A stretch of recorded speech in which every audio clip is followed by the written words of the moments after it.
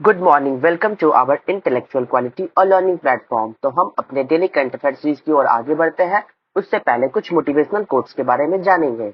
जो पढ़ाई आज आपको दर्द लग रही है, इस दर्द को झेलते रहे, क्योंकि कल ये दर्द आपकी सबसे बड़ी ताकत बन जाएगी और एक दिन अचीवमेंट जब हासिल हो जाएगी तो ये दर्द आपको एक कहानी की तरह रिप्रेजेंट करने का एक मौका मिलेगा। तो इस दर्द को एंजॉय करिए और अपनी सफलता की ओर आगे बढ़िए। तो इसी तरह डेली करंट अफेयर सीरीज को आगे बढ़ाते हैं। उससे पहले आप सभी लोग हमारे टेलीग्राम ग्रुप पर जुड़ जाइएगा। 24 अक्टूबर 2023 के सारे करंट अफेयर्स को डिटेल में कवर करते हैं, तो वीडियो के अंत तक बने रहिएगा। Question number 1, where was mission Mahila Sarathi launch recently? हाल ही में मिशन महिला सारथी कहाँ लॉन्च किया गया? हमारा राइट आंसर हो जाएगा उत्तर प्रदेश। उत्तर प्रदेश के जिले में हाल में ही मिशन महिला सारथी को लॉन्च किया गया है। तो जानते हैं इसके पॉइंट्स के बारे में क्या है। उत्तर प्रदेश के मुख्यमंत्री योगी आदित्यनाथ जी के द्वारा 22 अक्टूबर 2023 को मिशन महिला सारथी के शुभ आरंभ के दौरान अयोध्या में 51 साधारण BS6 बसों को हरी झंडी दिखाई और इस उपलब्धि को हासिल करने के लिए यूपी परिवहन विभाग को भी बधाई दी गई। इन बसों में महिला ड्राइवर होगी और उन कंडक्टर भी महिला ही होगी। इस मिशन का उद्देश्य महिलाओं की सुरक्षा और सम्मान की रक्षा करना है। यानी ये स्कीम जो महिला मिशन सारथी स्कीम है, ये टोटली प्रोटेक्टिव है फॉर महिलाओं के लिए, वुमेन्स के लिए। तो हमारे उत्तर प्रदेश के सीएम योगी आदित्यनाथ जी के द्वारा ये काम किया गया है और ये बहुत ही बेहतरीन काम है ताकि हमारी महिला सुरक्षित रह सके। तो चलिए नेक्स्ट क्वेश्चन चलते हैं। क्वेश्चन नंबर 2 में, एक अपतटीय जहाज से विद्युत चुंबकीय रेल गन लॉन्च करने वाला दुनिया का पहला देश कौन सा है? Which is the first country in the world to launch an electromagnetic railgun from an offshore vessel? हमारा राइट आंसर हो जाएगा जापान। जापान एकमात्र ऐसा देश बन गया है पूरे विश्व में जिन्होंने ऑफशोर व्हीकल से इलेक्ट्रोमैग्नेटिक रेलगन को प्रोड्यूस किया है, लॉन्च किया है। तो जानते हैं क्या है रेलगन, इलेक्ट्रोमैग्नेटिक रेलगन के बारे में।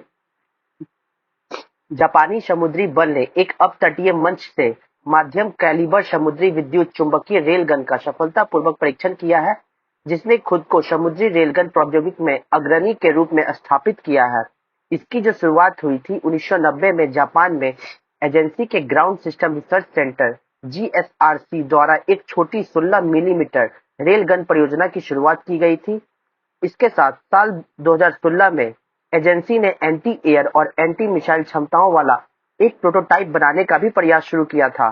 तो ये जापान के कंट्री के द्वारा किया गया है।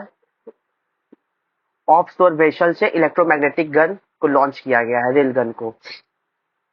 तो चलिए नेक्स्ट क्वेश्चन चलते हैं। क्वेश्चन नंबर 3 में, हाल ही में पहला भारतीय सैन्य विरासत महोत्सव कहाँ आयोजित किया गया है?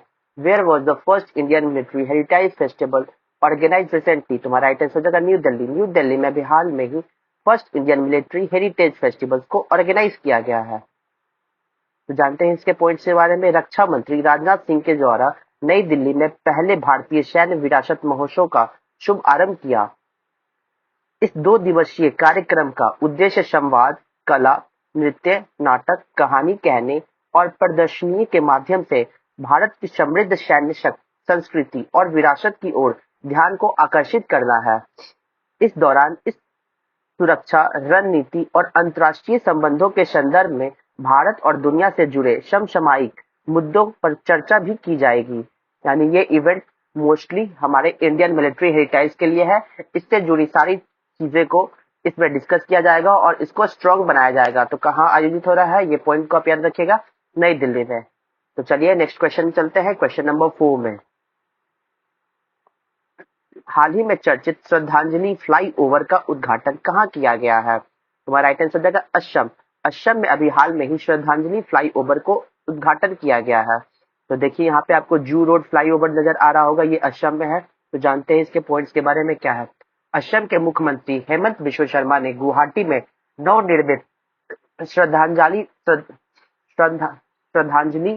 फ्लाईओवर का उद्घाटन किया है। 2.28 किलोमीटर लंबा ट्रिब्यूट फ्लाईओवर राज्य का दूसरा सबसे लंबा फ्लाईओवर माना जाता है। श्रद्धांजलि फ्लाईओवर का निर्माण 316 करोड़ रुपए के बजट से पूरा हुआ था और इसमें राज्य के चिड़ियाघर से बोटैनिकल गार्डन के अंदर स्थित पार्क ट्रिब्यूट कॉर्नर के सम्मान में फ्लाईओवर के लिए श्रद्धांजलि नाम चुना गया था। तो ये आपको पता चल जाएगा ये क्या है। तो असम के सीएम के द्वारा श्रद्धांजलि फ्लाईओवर को इनऑगरेट किया गया है गुवाहाटी में। नेक्स्ट क्वेश्चन नंबर 5 में चलते हैं। ब्रिटेन ने हाल ही में स्मार्ट डिस्ट्रिक्ट परियोजना कहाँ शुरू की? तुम्हारा राइट आंसर हो जाएगा तमिलनाडु ने। तमिलनाडु में। यूके ने अभी हाल में ही स्मार्ट डिस्ट्रिक्ट प्रोजेक्ट को लॉन्च किया है तमिलनाडु डिस्ट्रिक्ट में। जानते हैं इसके पॉइंट्स के बारे में। देखिए, ब्रिटेन के विदेश राष्ट्रमंडल और विकास कार्यालय में राज्य मंत्री एनी मैरी ट्रेविलियन ने तमिलनाडु के सूचना प्रौद्योगिकी मंत्री पलानिवेल थियागा राजन के साथ एक अग्रणी स्मार्ट प्रौद्योगिकी पहल स्मार्ट डिस्ट्रिक्ट परियोजना का उद्घाटन किया। इसमें यूके और तमिलनाडु टिकाऊ जल अपशिष्ट और संसाधन प्रबंधन के लिए एक स्मार्ट प्रौद्योगिकी परियोजना पर मिलकर काम कर रहे हैं। चलिए नेक्स्ट क्वेश्चन चलते हैं, क्वेश्चन नंबर 6 में।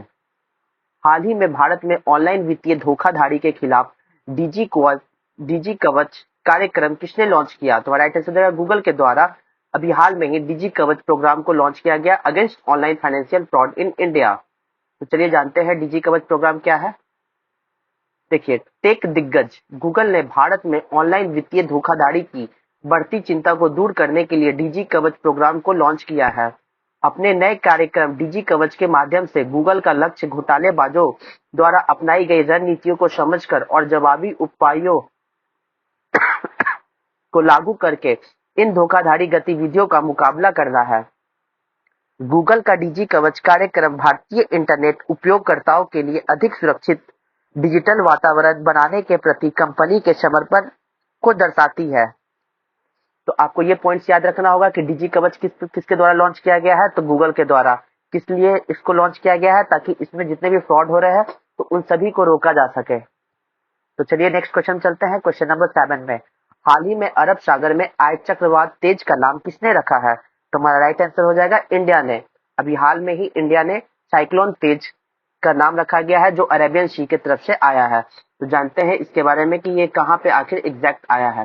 देखिए, मौसम विशेषज्ञों के द्वारा ये बताया जा रहा है कि अरब सागर और बंगाल की खाड़ी में जुड़वा चक्रवात के बनने की भविष्यवाणी की है, जो एक दुर्लभ घटना है जो पहले 2018 में देखी गई थी। इस बार अरब सागर में चक्रवात तेज भयंकर तूफान में तब्दील होने को तैयार है। बंगाल की खाड़ी में चक्रवात हमून अपने अंतिम चरण में है, जबकि अरब सागर में चक्रवात तेज भयंकर तूफान में तब्दील होने को तैयार है और बंगाल की खाड़ी हमून अपने अंतिम चरण में है।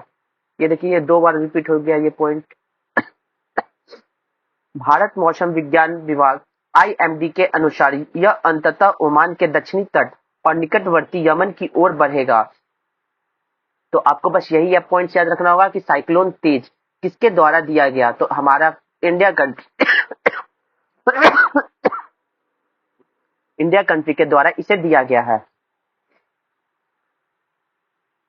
क्वेश्चन नंबर 8 में चलते हैं। हाल ही में इसरो ने मिशन गगनयान के किस क्रू एस्केप मॉडल को सफलतापूर्वक परीक्षण किया है? हमारा राइट आंसर हो जाएगा टीवी-D1। टीवी-D1 को अभी हाल ही में इसरो के द्वारा सफलतापूर्वक लॉन्च किया गया है। तो जानते हैं इसके पॉइंट्स के बारे में। भारतीय अंतरिक्ष अनुसंधान संगठन इसरो ने 21 अक्टूबर 2023 को गगनयान मिशन के तहत श्रीहरिकोटा के सतीश धवन अंतरिक्ष केंद्र से crew escape model abort mission टीवी-D1 मिशन का सफलतापूर्वक परीक्षण किया है। इसरो के जो प्रमुख है एस सोमनाथ जी ने कहा कि गगनयान का पहला उड़ान परीक्षण यान एबॉट मिशन 1 टीवी-D1 सफलतापूर्वक पूरा हुआ और टीवी-D1 9 मिनट बाद श्रीहरिकोटा से 10 किलोमीटर दूर बंगाल की खाड़ी में गिर गया है। तो ये बस आप याद रखिएगा कि टीवी-D1 किसके द्वारा लॉन्च किया गया है? तो इसरो के द्वारा लॉन्च किया गया है हाल ही में। चलिए, तो हम अपने रिवीजन बैच में चलते हैं। 23 अक्टूबर 2023 के जितने भी करंट अफेयर्स थे उनको रिवीजन मोड में कवर करेंगे। क्वेश्चन नंबर 1, किस राज्य में एंथुरियम महोत्सव उत्साह और उमंग के साथ मनाया जाता है? तो मिजोरम स्टेट होगा हमारा राइट आंसर। क्वेश्चन नंबर 2, अस्थिरता रिपोर्टिंग में योगदान के लिए संयुक्त राष्ट्र पुरस्कार किसे प्राप्त होता है?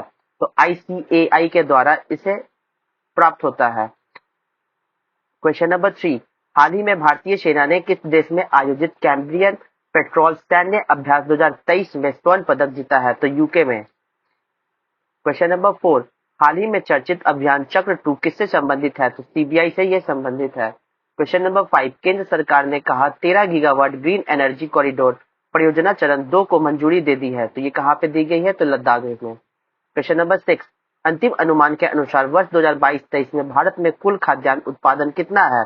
तो 3297 लाख टन है। क्वेश्चन नंबर 7, हाल ही में ब्रह्मांड में सुपरनोवा विस्फोट का पता लगाने के लिए एआई आधारित बीटीएस बॉट किसने विकसित किया है? तो नॉर्थ वेस्टर्न यूनिवर्सिटी के द्वारा इसे डेवलप किया गया है।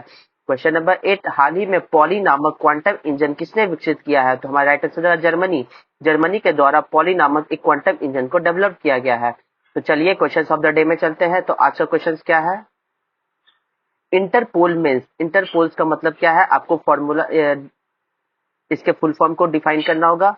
Option A given, option B, option C या ऑप्शन डी। आपको आंसर कमेंट बॉक्स में देना होगा। तो चलिए कुछ हम इंटरेस्टिंग फैक्ट की ओर आगे बढ़ते हैं। तो नेशनल पार्क के बारे में मैंने कवर करा था, तो अभी मैं कवर करूंगा छत्तीसगढ़ का और गोवा का नेशनल पार्क। ठीक है, तो देखिए पहला जो होगा वो इंद्रवती नेशनल पार्क है, दूसरा है कांगर वैली नेशनल पार्क, तीसरा हो गया गुरु घासीदास संजय नेशनल पार्क छत्तीसगढ़ का हो गया, और गोवा का आप याद रखिएगा मोलेम नेशनल पार्क। ये सारे फैक्ट्स को आप बहुत अच्छे से याद रखिएगा, क्योंकि थोड़ा थोड़ा करके मैं आपको सारे फैक्ट शीट को याद करवा दूंगा। स्ट्रैटेजी के पार्ट को मैं अच्छे तरीके से कवर कर दूंगा। यहाँ तक वीडियो को देखने के लिए thank you so much guys. Video को ज्यादा से ज्यादा लाइक करिए, शेयर करिए और सब्सक्राइब करिए। Thank you so much guys. जय हिंद, जय भारत दोस्तों।